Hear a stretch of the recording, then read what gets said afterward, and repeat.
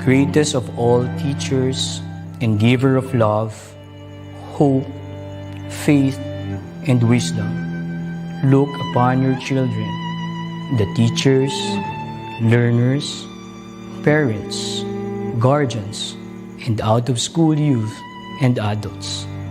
We humbly ask for your mercy and forgiveness. Guide us to the right path. May our efforts be blessed with insights and understanding, wisdom and respect for all. Bless us with patience, for the path of learning is never easy. Bless our commitment to keep on learning new knowledge and experiences. Let your light shine upon us as we make our world a better place to live in. Amen.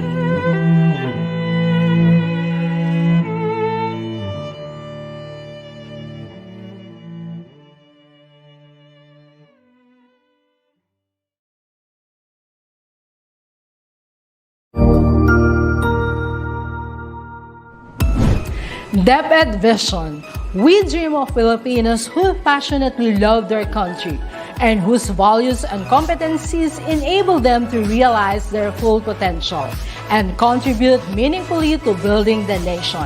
As a learner-centered public institution, the Department of Education continuously improves itself to better serve its stakeholders.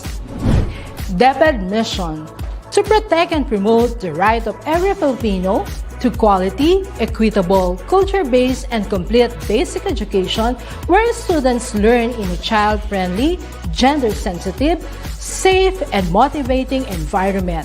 Teachers facilitate learning and constantly nurture every learner. Administrators and staff, as stewards of the institution, ensure an enabling and supportive environment for effective learning to happen. Family, community, and other stakeholders are actively engaged and share responsibility for developing lifelong learners. DepEd core values: maka-Diyos, makatao, makakalikasan, at makabansa.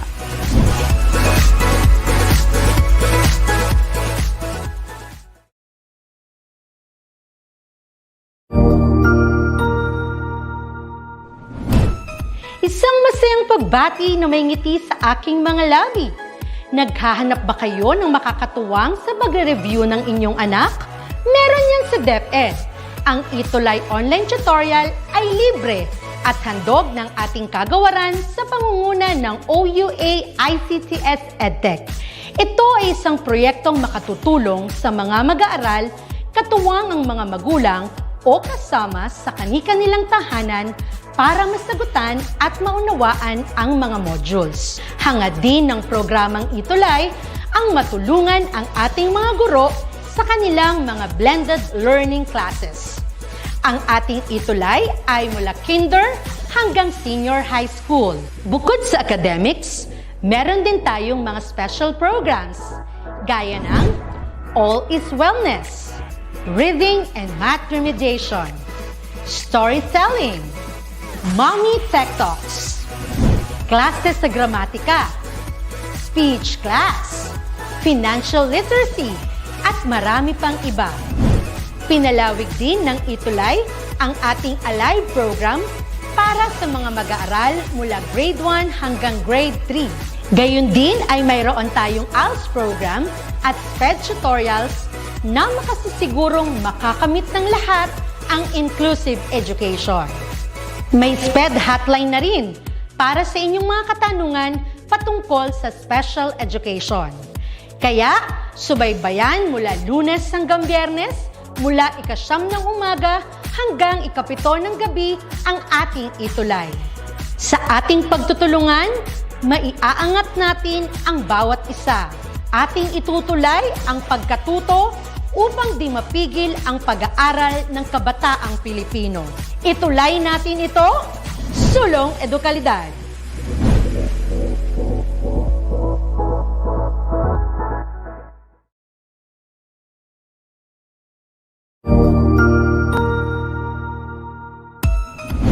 Mabuhay! Good day to all! I am your tutor Madge. Welcome to ETUlay, a free online tutorial, an initiative of the Department of Education, Information and Communications Technology Service, Educational Technology Unit, ICTS EdTech. This program is aimed at helping and assisting learners from kindergarten, senior high school, ALS, Alive, and SPED learners. Aside from answering the modules, the ETUlay is offering programs which you will surely look forward to. Together with our parents and teachers, the ETUlay will bridge the gaps where difficulty and ease meet in learning new knowledge and skills. So, let us prepare our modules, pen and paper. Ready your mind to see and hear worthwhile and interesting lessons. Let us now study and learn, together with our volunteer online tutors. Tara na!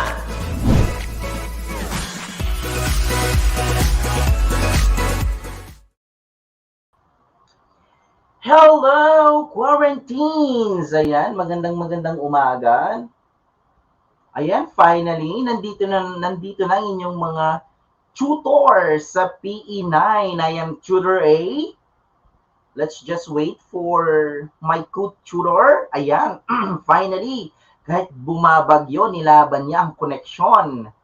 Good morning, Tutor Twinks. How are you there sa Ilocos Norte? Ayan.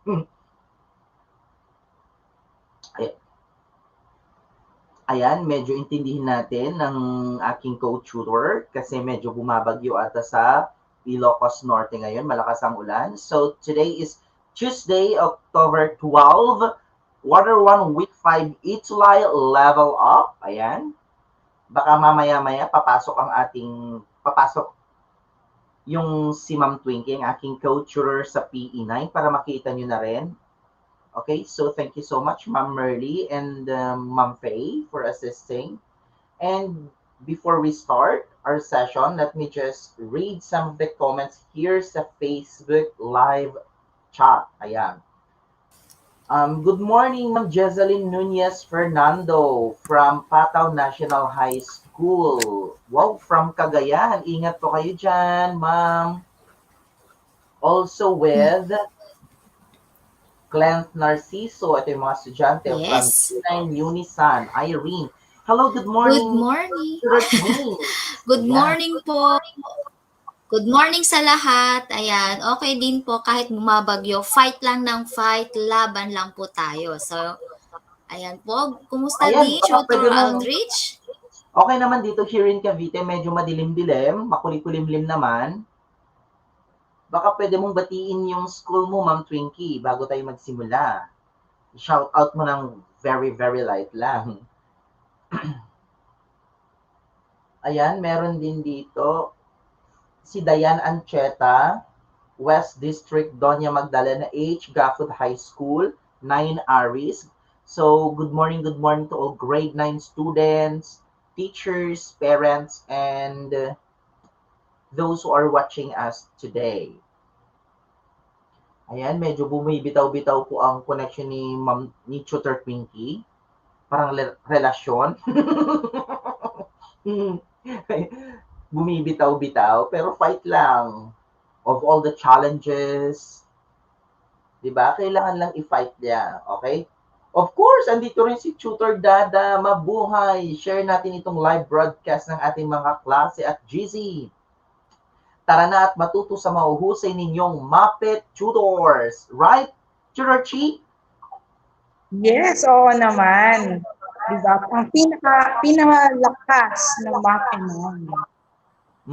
Hello, ayan. Tutor Ruben. Hello, good morning. Si Tutor Ru. So mamaya guys, right after my session sa PE9, makakasama ninyo si Tutor Chi at saka si Tutor Ruben sa Health 9 naman for Week 5.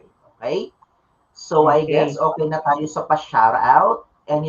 May gusto pa kayong batiin, Tutor Chi, Tutor Ruben? So, mamaya na lang sa session namin. So, I'll give you the floor to Tutor Aldrich. Good morning, Ma'am Rebecca from Silang din, my former colleague sa trade. Wow, thank you so much, Ma'am Rebecca. Thank you, Tutor Chi, Tutor Ruben. See you later. See you later. Bye po. okay, let me just fix my hair. Ayan, medyo walk up like this. Okay, let me just share my screen, students.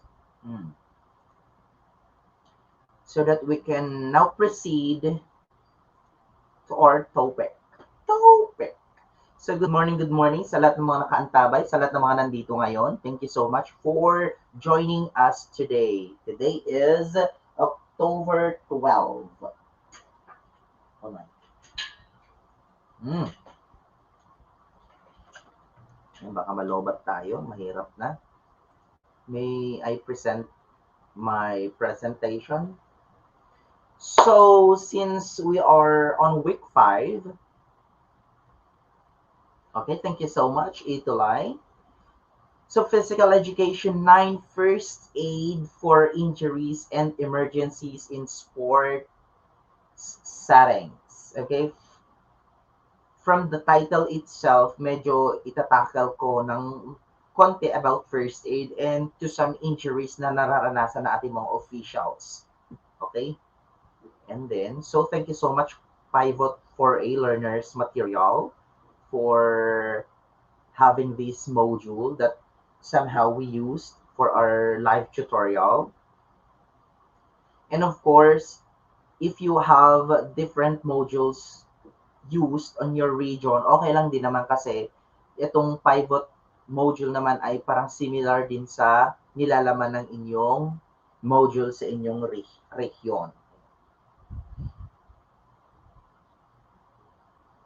Nakapag-share ba ako?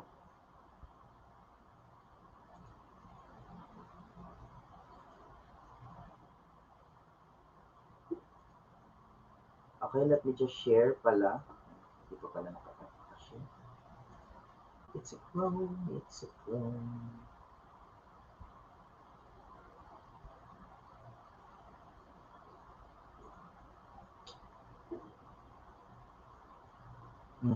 Ayan na. Kala ko hindi na i-share kanina. Okay, thank you so much, Pivot. Again, this is PE9. Our topic for today or first session for today is first aid for injuries and emergencies in sport settings. Okay? So, kanina nakita niyo si Tutor Twinkie. Again, sinamahan niya tayo kahit pamandalian lang kasi medyo malakas ang bagyo ngayon sa Ilocos Norte. Ayan, thank you so much. Buti na nagpakita na. Wala kasi ako nakikita kanina. Physical education on Tuesday, 9 to 10 a.m. Since we are in week 5, we still have 3 weeks na magkakasama. Kaya, antabayanan nyo yan. So, join us. Ayan. Ano nga ba itong join us na sinasabi ko dito? Let me just promote our page sa grade 9. Ayan. So, we do have a group page sa G9, the DepEd ETUlay MAPEH 9 tutors, wherein parents, teachers, students, you are welcome to join our grade 9 ETUlay learning community, wherein all of the best outputs of our students or best practices of grade 9 teachers, we will be posted here on our group so that at the end of each quarters, magbibigay kami ng awards sa mga best duties and then best practices of grade 9 teachers.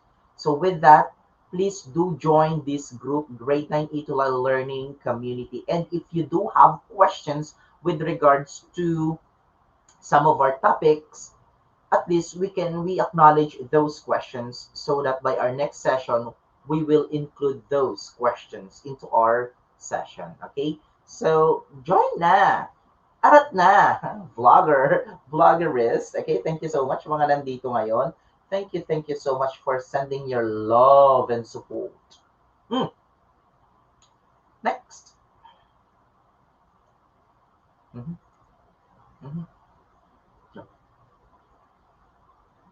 Okay, so let us first define first aid. Alam naman natin na ang first aid, you've already touch this word when you were in grade 7 kasi ang health ng 7, 8, 9, 10, it talks about more on first aid. Importante to. It says here, it refers to the emergency or immediate care you should provide when a person is injured or ill until the full medical treatment is available. As I've said, hindi lahat ng tao ay pwede maging first aider. Okay? If you don't have knowledge about giving first aid, better to seek assistance or help rather than just volunteering yourself and medyo wala ka namang alam sa pagka-first aid. Mas maganda na yung mag-seek ng help sa kakilala or any nearest hospital or yung may kakilala kang pwedeng mag-assist sa'yo. Okay? Dapat meron tayong konting knowledge about first aid. This is immediate care given to a victim. Para kahit paano while waiting for the ambulance or the medical team to get the victim, at least nabigyan mo siya ng paunang lunas. Okay? Always remember the definition of first aid kasi later on, these definitions will include on the learning task that I provided. There are 3 objectives of first aid. Always remember that, class. There are 3 objectives of first aid. Namely, of course, to save lives, to minimize injuries or to prevent them from happening, and to hasten or promote recovery.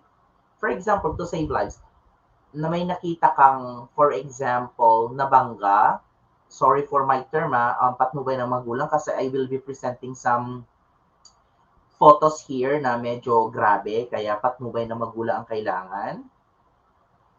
For example, na may nakita kang nabangga and you are a good first aider. As I said, bago dumating yung mga medical teams, at least mabibigyan mo muna siya ng paunang lunas. Ikaw yung magsasalba ng kanyang buhay. Okay? To minimize or prevent or to promote, yan, recovery. Ikaw yung magiging tulay. Yan, that's the word. And under our session din today, we will be talking about the sports officiating. Okay, I know you are students pa lang, pero may mga iba kasi dito nung may face-to-face pa na marunong mag-officiate even if sila ay estudyante pa lang. Okay? Ano nga ba ang sports officiating? It refers to the emergency or immediate care you should provide when a person is injured or ill until full medical... naulit pala, sorry. This is the meaning of sports officiating. It is the supervision of sports competition in accordance with established rules. Okay?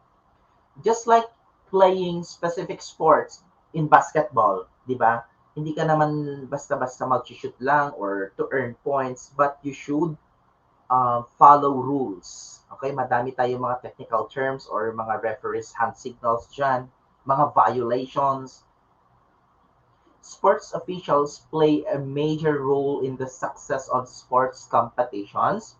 As we all know, without sports officials, hindi magsisimula ang laro even if kumpleto ang players, kumpleto ang coaches.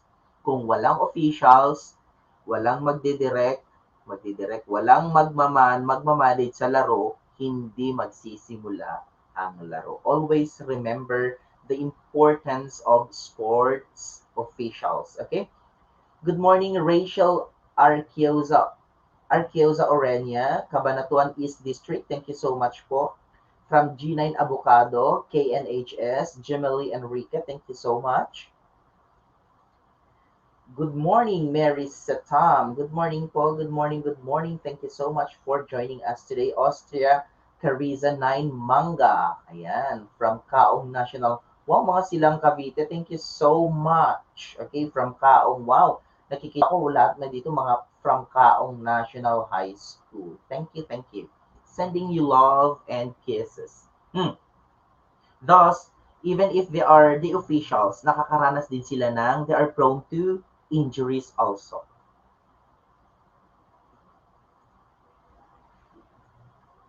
So, there are common injuries encountered by the sports officials and their first aid are the following. Ayan. As I've said a while back, kahit sports officials sila, minsan for example, sa volleyball, referee, nasa taas lang siya, pero syempre na-injure din sila, for example, natamaan sila ng bola or accidentally they fell down. Sa soccer referee naman, talagang kailangan mo makita every fault ng mga players, kaya habang tumatakbo yung mga players or athletes, nakikitakbo ka din. What if bigla kang natisod or natumba? Those are somehow common injuries that these sports officiating officials might experience. Okay? Okay, so let me hear you from comment section. Ano kaya itong injury na to? Common injury that these officials experienced. It is a stretch or tear, it says here, of a ligament. From the word itself, may punit sa ligament. The band of connective tissues that joins the end of one bone to another. So do you have, wow, from Tensa National Trade School, G9 Pomelo, thank you Mendoza, Lee Richmond, good morning, good morning. Ano kaya to? It is a stretch or tear of a ligament. Okay, let me just give you, ayan, a sample. Yan yung picture. What is the answer for this one? Even if I already gave you a clue. Ano kaya ito? Ito yung isa sa mga na-experience sa mga officiating officials natin. And for athletes as well. Kasi athletes they are more prone to this kind of injuries. Ano kaya to? Okay, very good. It's a sprain. Okay, always remember that kasi you might confuse between sprain and strain. Pero, ayan, sprain po, sabi ni Richmond, thank you. 9 Scorpio, Garzon, 9 Purple, thank you so much. Ayan. Let's get to know more about this. It is a stretch or tear of a ligament. Always remember, as the picture shown, ayan, yung nagko-connecta sa mga buto, which is, we call it ligament, ito yung parang napunit, okay? Wherein talagang masakit to. For example, yung mga natapilok, ganyan, kaya minsan nilalagyan nila ng compression. Pero we will discuss on that. Ayan. Yun ay ankle sprain. This is an example of knee sprain naman. As you've noticed, dito sa bigger picture, makikita nyo na nagkakaroon siya ng swelling or yung pamamaga. It's because yung ligament na nagkokonekta sa dalawang buto ay napunit. Thank you so much. Okay, so here are the grade 1, grade 2, grade 3. Ito ang tawag nila, wherein ito yung ano nila, ito yung parang pinakagrabe yung grade 3, yung talagang naghiwalay na yung ligament. Na kung saan, somehow, pag you experience this kind of sprain, medyo kailangan mo na itakbo sa hospital kasi medyo grabe na siya kasi napunit na, unlike sa grade 1 and grade 2, there's still somehow medications on that. How about this one? Kung kanina, it's a tear on the ligament, ang sprain. How about this one?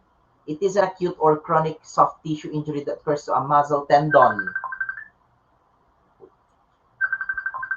Hold on.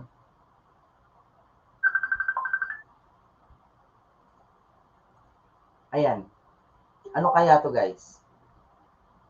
So this is,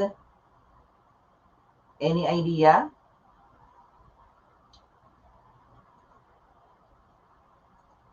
Nawala.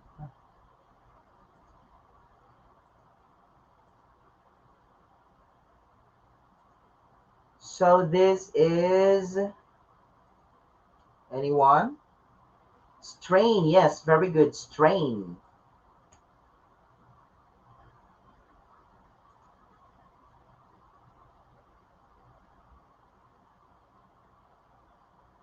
Ma'am Faye, could you please bring me to sa show kasi medyo medyo hindi ko ma-click. Yan, very good. Tazini Gongzon, Mendoza Lee Richmond.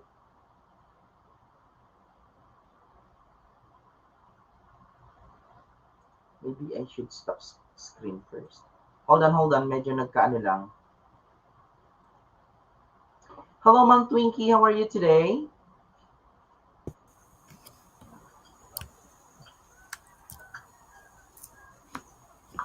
Ayan, bumalik na ba tayo? Ayan, strain. Very good. Thank you so much. Ayan, ito naman yung punit sa muscle. Wherein sa sprain kanina, may pagkapunit sa ligament, yung nagko-connect sa dalawang Hello, buto. I'm back again. Okay, thank you so much, Ma'am Ayan. Twinkie. Thank you for trying your Good morning po best. sa lahat. Kahit Okay, bumabagyo, fight lang ng fight. Diba? Itulay natin ang edukasyon. Yes. 85% back pain is caused due to damaged muscle tissues. Ayan. Kaya minsan kung may sumasakit sa likod ninyo, baka baka na overstretch yung katawan ninyo kaya yung muscle niyo naman ang napunit, masakit 'yan. Okay, another example, strained muscle tissue and normal muscle tissue. Okay, let's double time kasi baka mag-stand tayo. So first aid for strains and strains, of course, always follow the RICE method.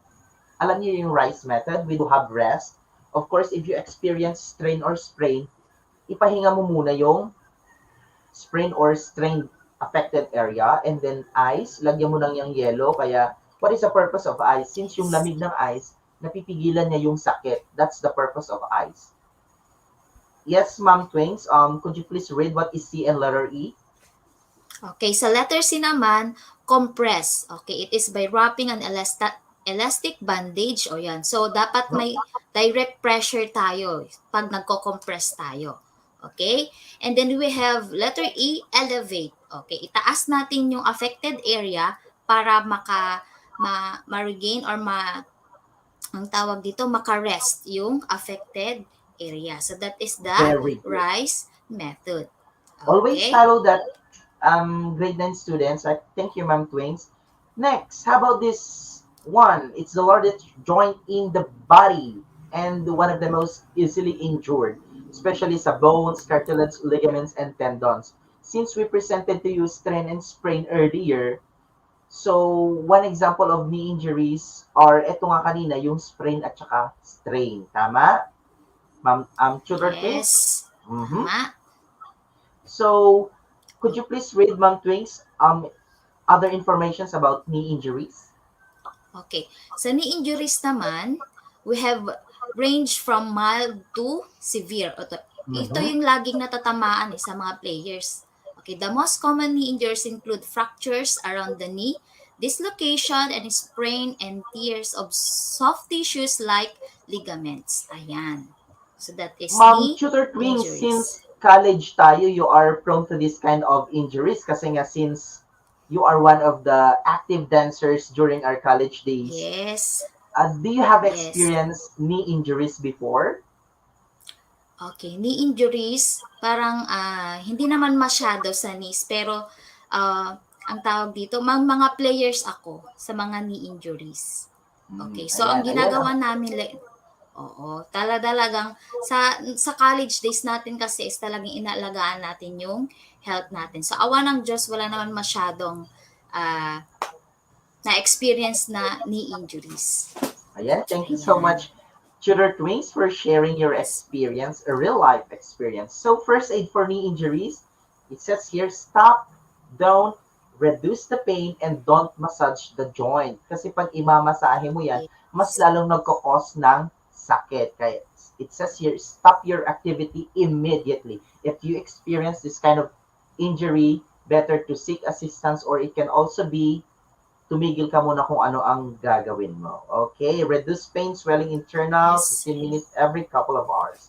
Next, medyo ano tayo sa oras, kaya okay lang yan. How about this one? So as you've noticed, we do have oblique, comminuted, spiral, and compound fracture types. Okay? So with that, maraming klaseng mga fracture na pwede nating maranasan, even our sports officials. Okay. Pero ano nga ba ang first aid nito? Ayan. Sasabihin sa inyo ni Tutor Twinkie. Simple lang. Yes.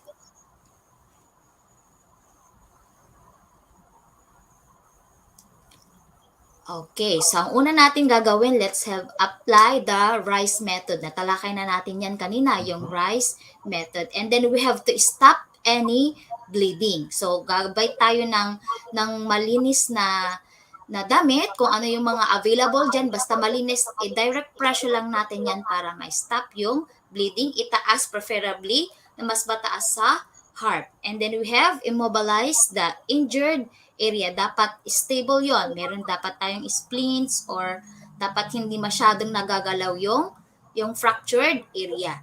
And then we have to call or get the medical attention immediately. Okay? Wag nating patagalin yon. Okay? So, yan ang dapat nating gagawin. And just to add, Tutor Twins, since we are dealing with fracture, ito ay nabaling buto. Kaya dapat if you have limited knowledge about giving first aid, better to get the medical attention immediately kasi mahirap galawin yung nabaling buto. Pero if you have full knowledge about giving first aid, better to Tama. apply first aid. Or it can also be rice method. Yes. Ganun lang kadali ang rice method. Okay? Always remember those. Okay? Next. Yes. Ayan. Okay. How about this one? I guess this is the last one. Okay. When two bones that come together to become a joint become separated, di ba? Hindi lang kayo ng jowa mo naghihiwalay, pati mga buto. Tama ba, Tutor Twinkie? May pahugot tayo doon. Kasi mga buto naghihiwalay din. Ano kaya to? Sa tingin nyo, ayan, as shown on the picture, parang balat na lang yung Tama. Masakit yun. Super ayan, sakit so yun. ito ay dislocation. So ano nga ba ang first aid ng dislocation? Madali lang yan. Go, Tutor Twinkie.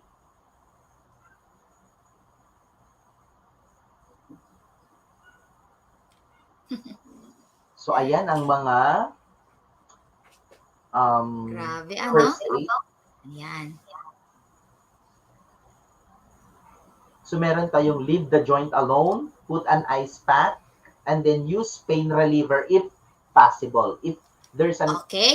Number 1, you're going to leave the joint alone. Huwag munang galawin. Okay? Don't attempt to move a jam or dislocated bone. Okay. Okay, Ayan, dapat tapos hindi natin yang gagalawin. Huwag kang magmarunong na gagawin mo 'yan. Okay? Kasi delikado 'yan. Of course. Lalong madidislocate 'yan. Yes. Use.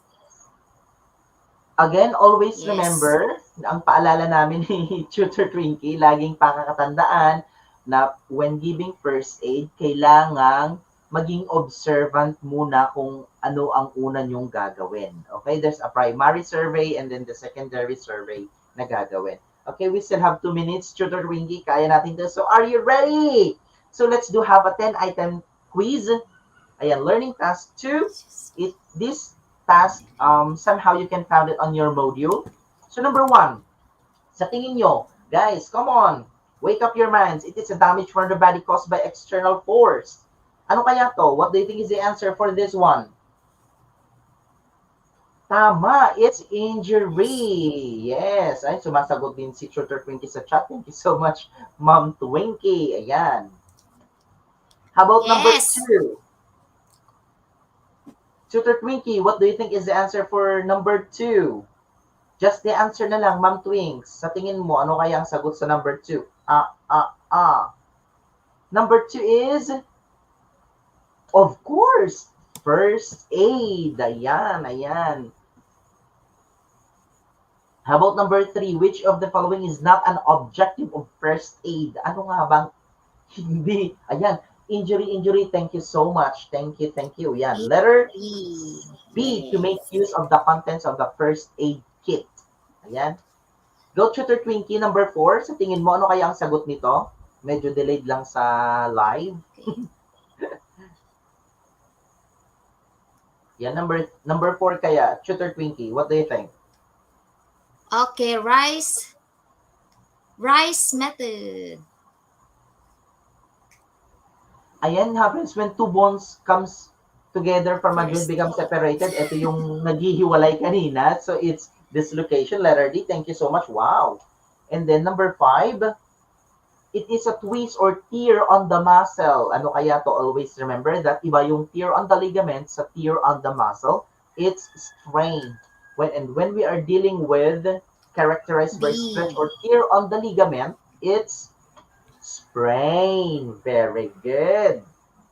Wow, you have 6 points already, And then, Okay, sa number number 7 4. This injury happens when the two bones that come together to form a Number joint 4 pa lang. become separated.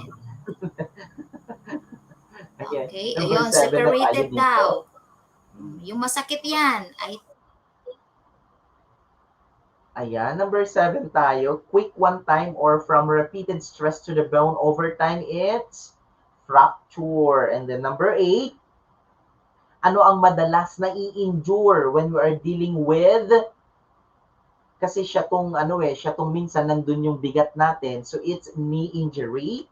And then what kind of beverage should you give a person that experience heat exhaustion? It's electrolyte beverages. You're not allowed to give liquor, coffee, or soft drinks to the victim. It should be electrolyte beverages para magkaroon siya ng mabuhayan yung kanyang sarili. And then, which of the following is not a part of RICE method? Of course, hindi ka pwedeng magbigay ng injection if you saw a victim on the road. You are not allowed to do that. Okay, always remember that.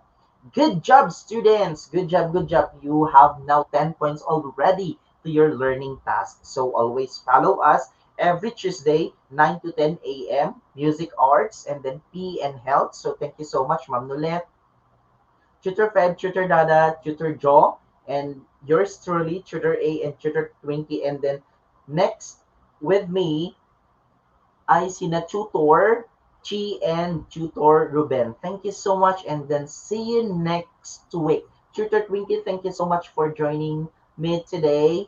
God bless and have a safe morning. Bye! Okay, thank you, Tutor Aldrich, sa isang magandang discussion tungkol sa ating PE9. So again, good morning, Tutor Ruben. Hello, good morning, Tutor Chi. Okay, so good morning sa ating mga tutees, guardians, and sa ating mga co-teachers. Andito na naman po kami ni Tutor Ruben para sa Helpline to guide our tutees or our guardians sa pag-answer nila sa kanilang mga module. So Tutor Ruben, saan ba natin binase yung ating module na gagamitin ngayon? Okay. Good morning po sa lahat. So, welcome to our ETUlay online tutorial. So, sa oras na ito ay i-discuss natin about sa Health 9, the nature of environmental issues. So, we base our discussion or lesson for this morning in Pivot for a learner's material. So, we just want to thank the Regional Office Management and Development Team for allowing us to use this learner's material.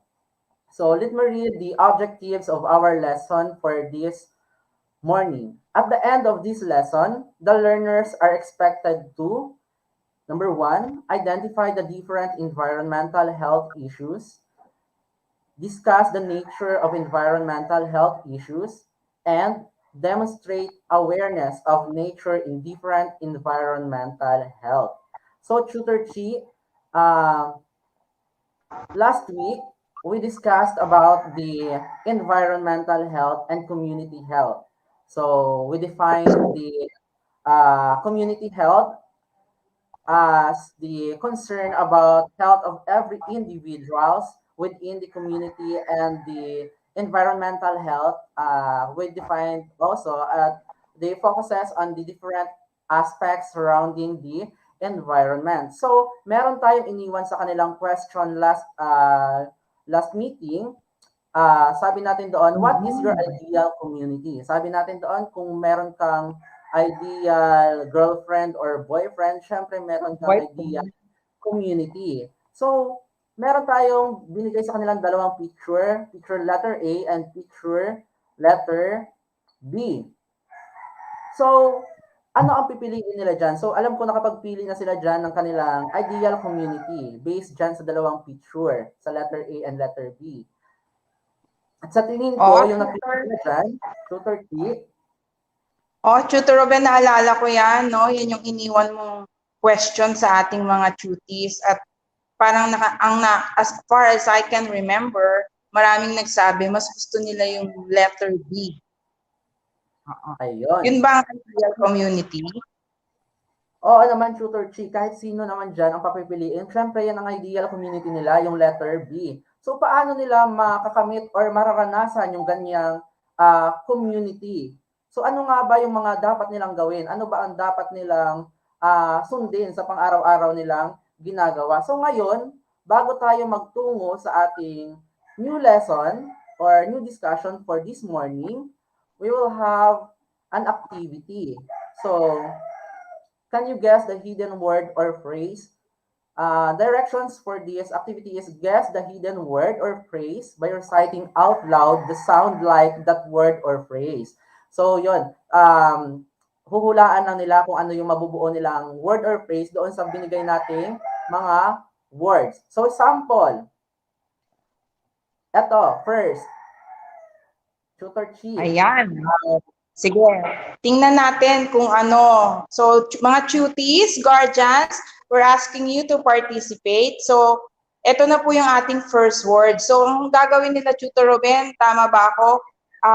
Bibigkasin nila yan at malalaman nila kung ano yung tinutukoy nating words or phrases.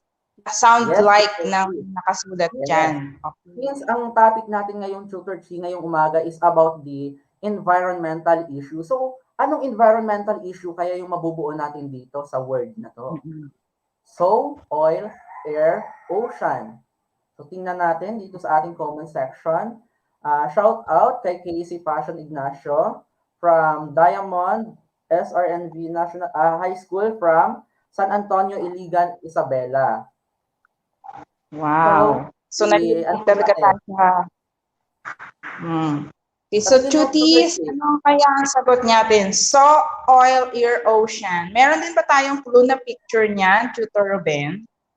Meron po, Tutor Chi. So, papakita natin. Yon, may sumagot na. Sabi ni Mendoza Lee Richmond, soil erosion. Tama kaya? Yes, very good. Ganun din ang sagot ni Ramela. Soil erosion. Yon. So, ano nga ba yung soil erosion? Soil erosion, based sa definition, is a naturally occurring process that affects all landforms. So, yon. So, bakit nga ba nagkakaroon ng soil erosion? It's because of lack of trees na nakakapitan ng ating mga lupa. Kaya nagkakaroon ng soil erosion. So, Tutor Chi, meron ka ba dagang information about soil erosion? Oo, Tutor Ruben, yung soil erosion na yan is affected by also other environmental health issues. So, ang nangyayari sa soil erosion, from the word erode, yun yung root word niya, di ba? Yung erode. So, nadadala yung lupa dahil katulad ng sinabi mo kanina, nagiging loose or buhaghag yung lupa. So, madali silang nadadala ng wind. It can either by wind, gravity, or water. So, yan.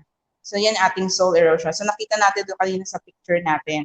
At ang mga environmental, Tutor Robin, banggitin ko lang ha, ang mga environmental issues nito ay napapanahon, mga tuties. Napapanahon. Sabi nga natin, itong mga environmental health issues nito ay perennial na or everlasting.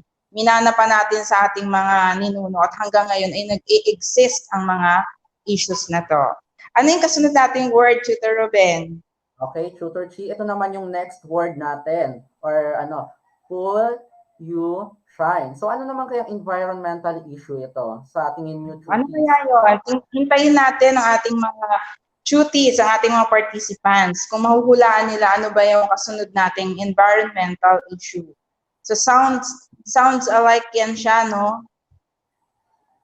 Pollution. Ano kaya yun? Jamela, sabi niya is pollution. Pollution kaya ang sagot?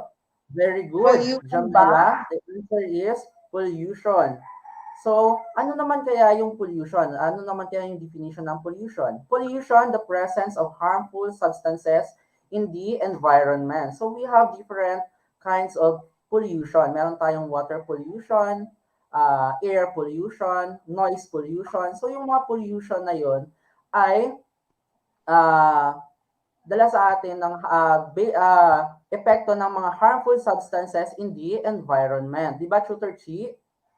Oo, idagdag ko naman, Tutor Ruben. Pag sinabi natin pollution, nabanggit mo nga kanina, sabi mo, pag sinabi natin pollution, medyo generalized yan. So, binanggit mo kanina, pwede siyang pollution sa hangin, air pollution, sa water, sa ating mga water resources. And then we have land or soil pollution, kapag nagkakaroon ng chemical changes sa ating lupa.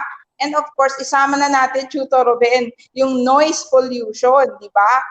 So, yung pag merong mga hindi na lumalampas na siya doon sa frequency na dapat na naririnig ng ating tenga, we consider it noise pollution. Okay. Thank you, Tutor Chi. Next, we have the next word, so or phrase. Ano kaya ito? Based dyan sa picture and sounds like a word. Ano Bigkasin kaya ko, ang Tutor environmental Ruben. issue ito? Yes, Ma'am Tutor Chi. Deaf for rest station. Ano kaya yun? Ano kayang environmental issue yung tinutukoy dito? Ayan, meron na rin clue dun sa ating picture. Yes. Ano po kaya? Ayan, may sumagot na, Tutor Ruben. Okay. Ayon kay Gerard and Christine Joy and Mendoza Lee Richmond, sabi nila deforestation. So, very good. The correct answer is deforestation. So, what is deforestation? Deforestation is the permanent removal of trees to make room for something besides forest. So, yun daw yung deforestation, permanent removal of trees. So, kapag sinabi nating permanent removal of trees, yung tuluyang pagkaputol or ng mga puno, ginagawang mga subdivision, nilalagyan ng mga building. So, nawawalan ng natural habitat yung ating mga animal. So, yun yung deforestation, Tutor Chi. So, mga cuties, kung napansin ninyo, in-emphasize ni Tutor Ruben yung word na permanent, di ba, Tutor Ruben? Sabi, bakit naman? Kasi pwede namang pinutol lang yung puno and then nagkaroon ulit ng kapalit or itinanim. So, yun yung counterpart natin ng reforestation.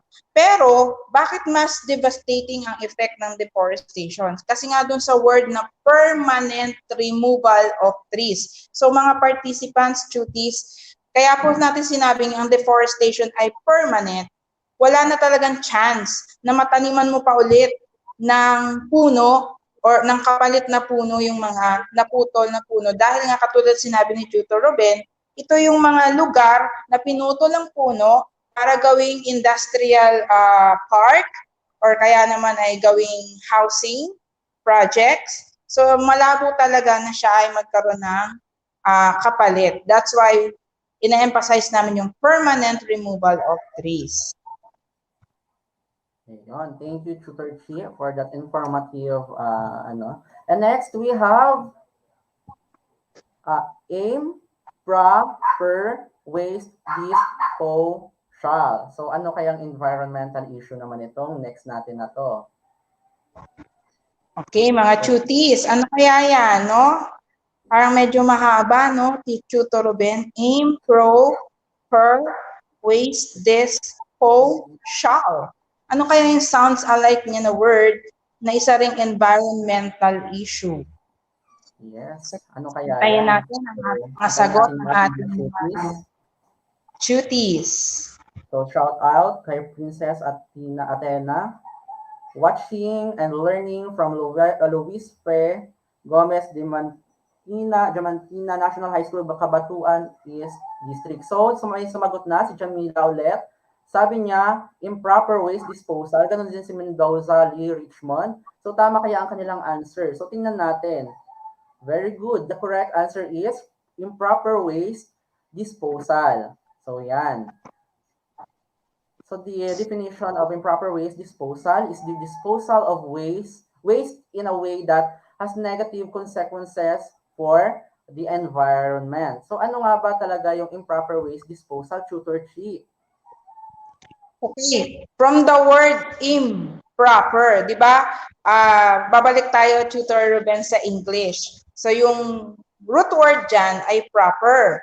So, para magkaroon siya ng negative connotation, nilalagyan natin siya ng phrase na im or im. So, ibig sabihin, kung yung proper ay tamang, proper waste disposal ay tamang pagtatapon ng basura, so ang improper waste is the opposite. So, ibig sabihin, ito yung hindi tamang pagtatapon ng mga basura kung saan-saan. So, ang alam ko, Tutor Ruben, meron na tayo ngayong mga fina-follow na proper segregation of waste. Diba? Meron tayo commonly, fina-follow natin yung 3R. Yung meron tayong trash bin or basurahan para sa mga recyclable materials. Meron din tayong trash can for reusable materials. And then, we have also yung mga biodegradable and then non-biodegradable material. So hinihiwalay natin yung mga nabubulok sa mga hindi nabubulok. So ito po isa nating environmental health issue, yung hindi tamang pagtatapo ng basura.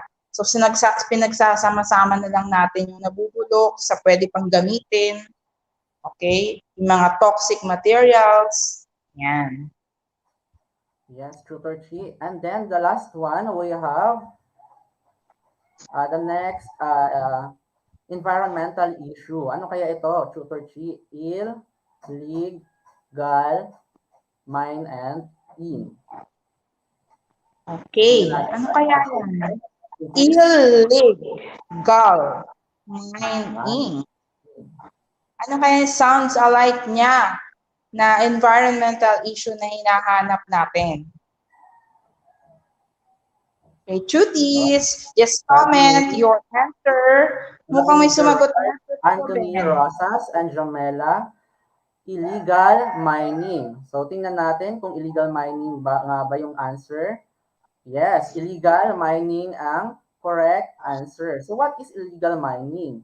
Illegal mining is an activity that is undertaken without state permission, in particular in absence of land rights, mining licenses, and exploration or mineral transportation permits. So, yon, Tutor Chi. Okay, oo, illegal mining. Sasabihin natin, meron naman kasi Tutor Ruben na legal na mining. Okay? So ito lang illegal mining, ito yung mga hindi nabibigyan ng karampatang permit sa ating government, particularly yung department na responsible diyan sa mga mining natin. So, bakit ba nagmamine ang mga tao? This is another human activities na nagko-cause ng hindi maganda sa ating environment. So, Philippines, FYI lang no, for your information, according to Mines and Geosciences Bureau, ang Philippines kasi, Tutor Ruben, is one of the highly mineralized country. So, marami kasi mga yamang lupa or mga gold, nickel, or marami pang iba, carbon, na nandito sa atin, mga minerals, na kailangang minahin at nagagamit sa industrialization and also sa paggawa ng ating mga gadgets. Yan. So, para sa technology. So, kaya po, maraming nag-illegal mining dito kasi maraming lumalabag, maraming hindi nabibigyan ng permiso. So yung illegal mining na yan, dahil wala silang permiso, hindi nila napapollow yung tamang protocol sa pagmimina. And thus, it results to another environmental health issues. At marami, Tutor Ruben, di ba pag may nagmimina sa isang lugar, sino ba ang unang naaapektuhan? Siyempre, yung mga nakatira po doon sa na yon, sa specific place na yun. Oo. Kung halimbawa mayroong nagmimina sa isang lugar, ang unang naapektuhan ay yung mga locals doon na nakatira. Okay. So, meron pa ba tayong ibang environmental health issues na pag-uusapan, Tutor Ruben? Yes, Tutor Chi. Meron pa tayong mga other environmental issues. So, meron pa tayong flash flood. So, what is flash flood? Flash flood is a rapid flooding of low-lying area. So, ito yung mga nararanasan natin ngayon sa ngayong araw sa iba't ibang parte ng Pilipinas. So, yung mabilis na pagtaas ng tubig or baha sa area kung saan sa mga mabababang lugar. So, may have here an example. Yan, ngayon yung nangyayari. It is a flash flood due to Typhoon Marine. So, nangyayari yan dahil sa wala na masyadong puno na sumisipsip ng mga tubig, ganon. Yan ay sa La Union, Cagayan Valley, La Trinidad, and Strawberry Farm sa La Trinidad, Benguet. Yan, masyado nang tabunan ng tubig or binabahan na yung Strawberry Farm doon at yung mga ibang places natin sa Philippines. So, yan, Tutor Chi. And then, the next one, Tutor Chi, may dagdag ka po ba dito sa ating flash flood, Tutor Chi?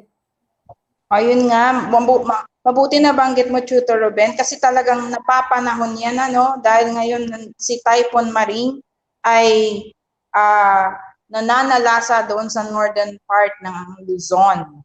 So, ayan, pinakita na ni Tutor Ruben kung ano yung mga latest na kaganapang nangyari doon dahil sa Typhoon Mylene. Yes. And then the last environmental issues that you have here is the coral reef destruction. The coral reef destruction, degradation of the ocean's coral. So yung tuluyang pagkasira ng ating coral reef. So ano nga ba yung mga cause nito? So minsan yung mga illegal ano nga yan? Fishing. Illegal fishing or dynamite fishing. Yon, kaya nasisira ang ating mga coral reefs. So yon, Tutor Chi. And then, idagdag ko din, Tutor Ruben, sa coral reef degradation. Yung, di ba nabanggit natin kanina, meron din tayong tinatawag na water pollution. So kapag tayo din ay nagtatapon doon ng mga iba't ibang basura, so nagkakaroon ng chemical changes doon sa ating water resources. So isa rin ito sa nagiging cause ng coral reef destruction. yes, Tutor Chi. So, bakit nga ba? What could be the possible cause of these environmental problems? Ano nga ba talaga ang pinaka-possible cause of yung mga binanggit nating mga environmental problems, Tutor Chi? So, based at mga tuties, meron ba kayong idea kung ano ba talaga ang cause nitong mga environmental problems? Ayan, mga tuties. Oo, ano kaya sa tingin ninyo?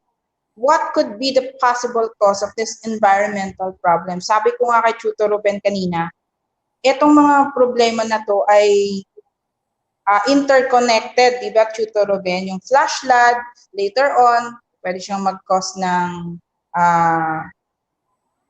soil erosion, and then mag-cause siya ng flash flood.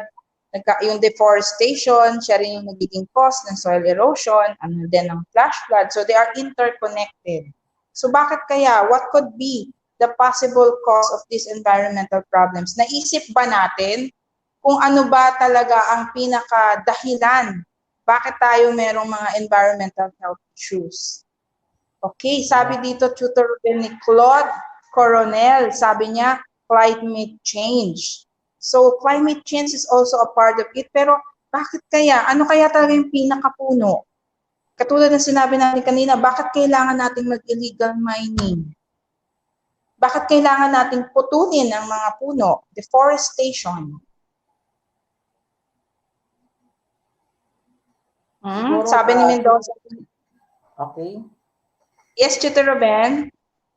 Sabi ni Mendoza Lee Richmond, people who are not caring the nature and just throwing their waste and the care for the mother nature. So yun ang sagot niya kung bakit daw nagkakaroon ng mga environmental problems o bakit natin nararanasan itong mga environmental problems. So in general siguro, Tutor Chi, it's ang cause siguro nito is yung human activity. Different human activities, Tutor Chi. Tama ba ako, Tutor Chi? I agree with you, Tutor Ruben. Ang punot dulo talaga nito ay yung human activities natin. Kasi dahil gusto nating i-improve yung ating pamumuhay to have a comfortable life, so ang ginagawa natin is dinedevelop natin yung ating environment. Kaya lang, merong iba na nalilimutan natin. Diba, Tutor Ruben, dapat sana as we progress, as we industrialize, as we go to high technology, dapat hindi natin nalilimutan ano bang damage ang nagagawa natin sa ating environment. Dapat we have always to take into consideration kung ano yung nangyayari sa environment natin kasabay ng ating progress. Yes, Tutor Chi.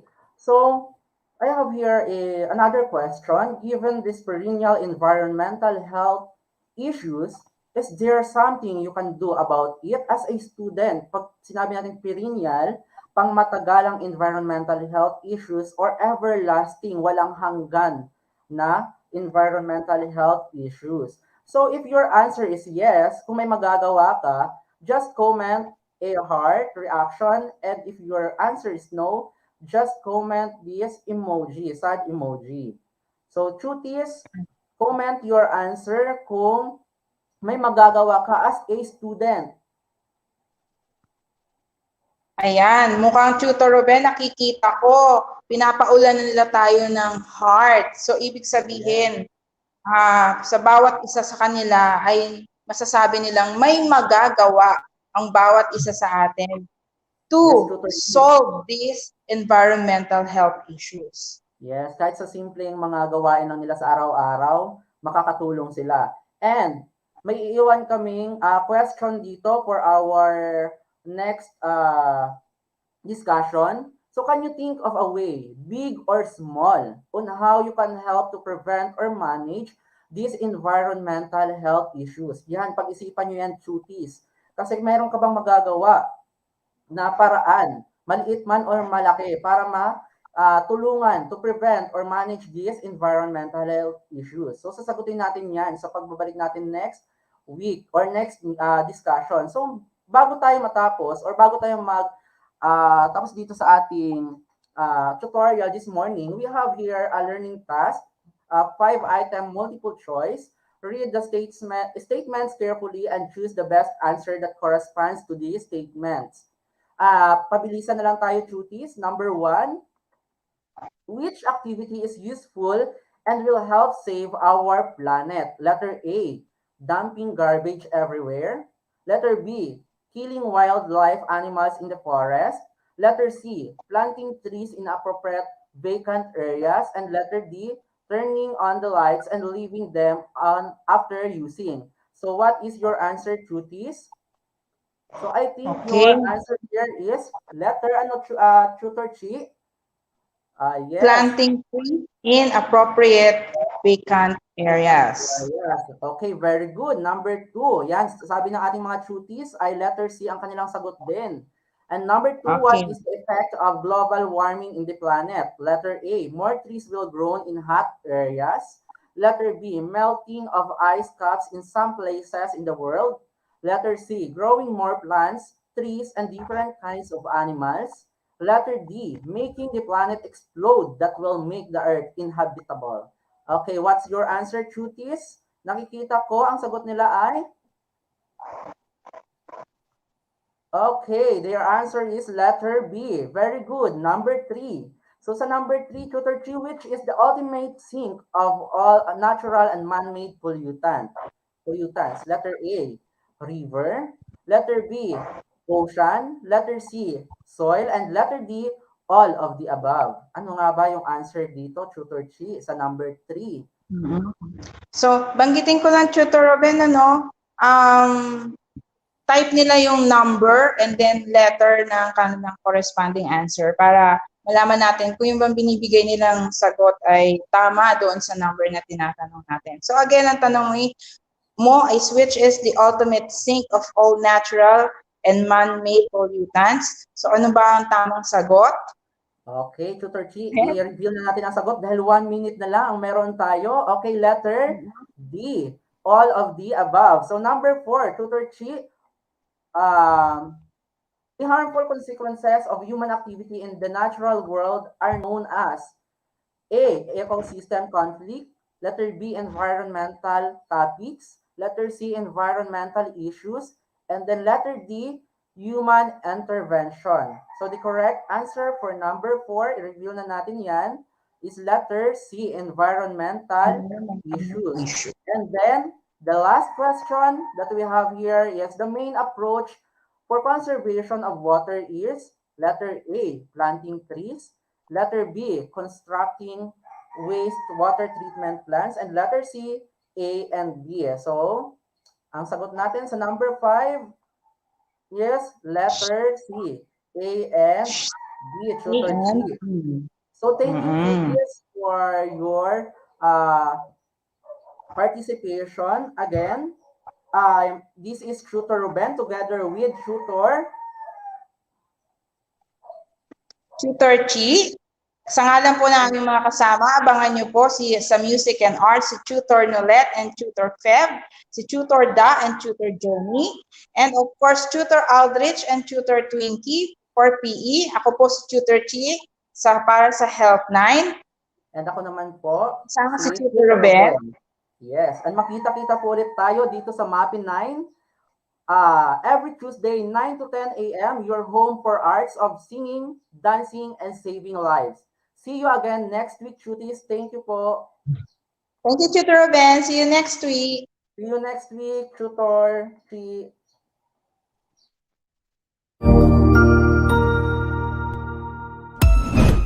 Ang husay naman! Natapos mo ang iyong tutorial session kasama ang iyong mahusay na ETUlay tutor. May bago ka bang natutuhan? I-share na yan gamit ang hashtag #ETUlayLevelUp. Huwag aalis ha, dahil may susunod pang programa na pwede mo ring panoorin at salihan. Dahil naghihintay na ang iyong mga tutors. Happy learning dito sa ETUlay!